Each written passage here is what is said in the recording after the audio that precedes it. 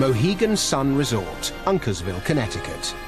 With a staggering 1,200 bedrooms across 325,000 square meters of floor space, this is one of the biggest hotels in the world.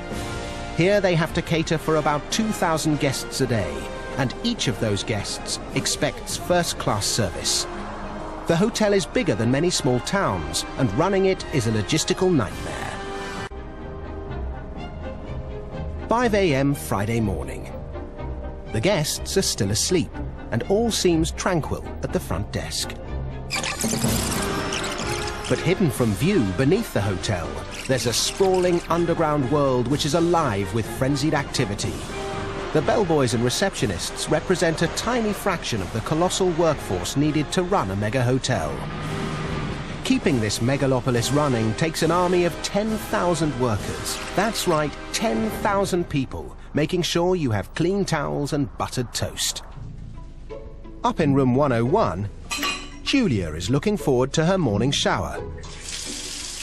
Back at home, Julia knows that if she's third in line for the shower, the water will be stone cold. But when she's staying at a fancy hotel, she expects a good hot shower even if she's number 2,000 in the queue. And heating enough water for more than 1,000 synchronized showers is a serious challenge. Having an extra big water boiler just won't do the trick. What you really need is this. It looks more like an underfloor oil refinery. It is in fact a 5-star power station. These 4 giant high-pressure boilers produce 60,000 pounds of steam every hour.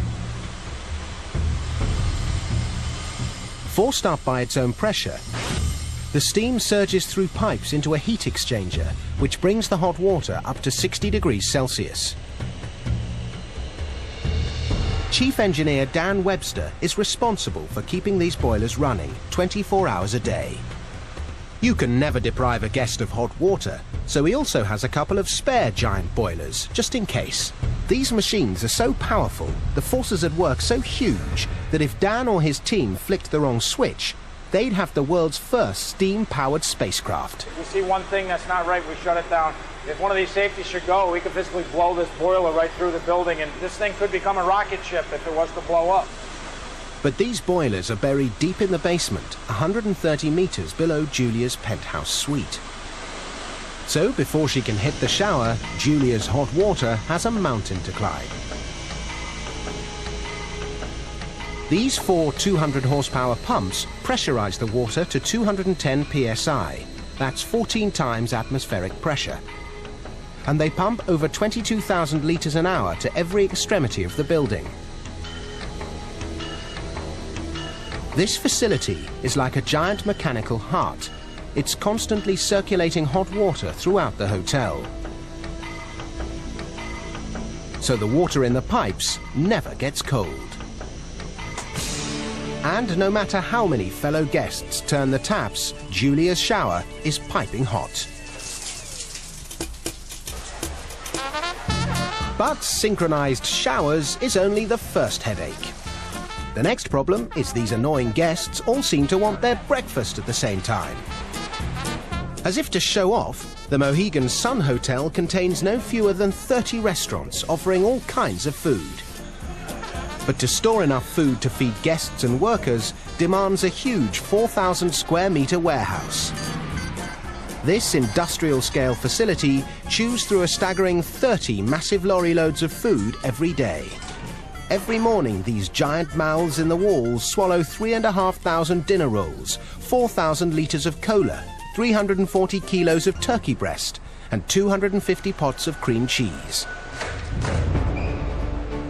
It takes a very special chef to run one of the biggest kitchens on the planet. And this is him, Michael Luboff. It's his job to order the food. His problem is he can't see into the future. There are hundreds of meals for the guests to choose from, but which ones will they go for? These are mussels. Go through about 100 bags a day in the buffet. So Michael checks the computer records of the day's servings. And if it looks like the Italian restaurant is running low on risotto rice, he orders another 40 kilos to be sent up. So when another customer craves it, Boy, this swordfish risotto and rice looks good. I think I'm going to have that. All the kitchens have to do is cook the risotto to perfection. And serve. Thank you so much.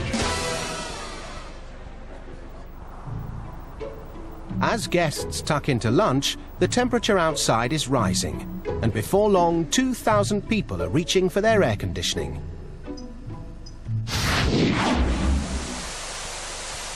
The aircon requires 100,000 litres of cool water per minute, running through 2 kilometres of pipes.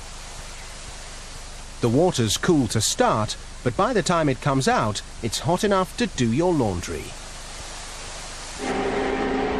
To cool it down again, it's run past a giant 4-metre wide fan, which sucks the heat out, and the water flows back into the system.